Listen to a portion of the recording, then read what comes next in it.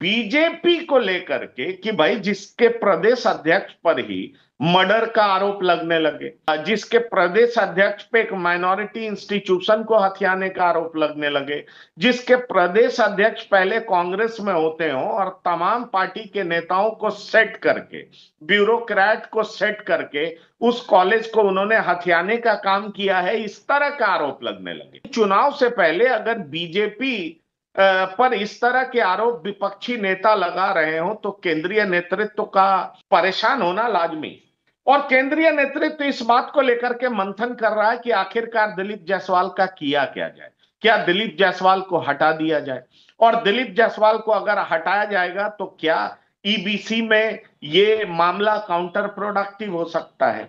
दिलीप जायसवाल को हटाएगा कौन। जिस तरह प्रशांत किशोर ने इस मुद्दे को सामने रख करके बीजेपी को घेर दिया है, उसके बाद से प्रदेश इकाई के बीजेपी के बड़े नेता इस मुद्दे पर कुछ भी बोलने से बच रहे हैं।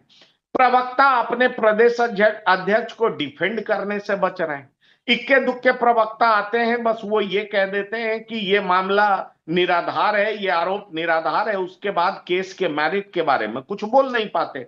दिलीप जायसवाल भी बाहर आए, उन्होंने एक ट्वीट जरूर किया, प्रशांत किशोर को पैसा किशोर, तरह तरह की बातें उन्होंने कही, लेकिन केस के मेरिट पर उन्होंने कुछ नहीं बोला।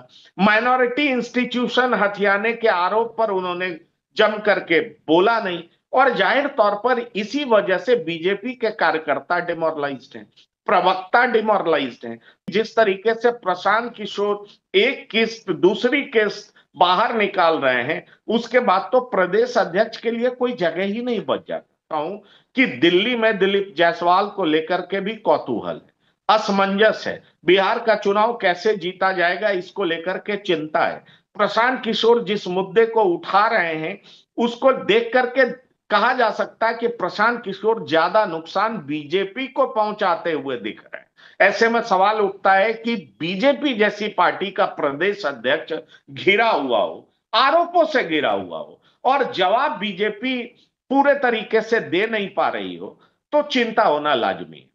प्रशांत ने वही हिट किया है जहां प्रशांत को हिट करना चाहिए।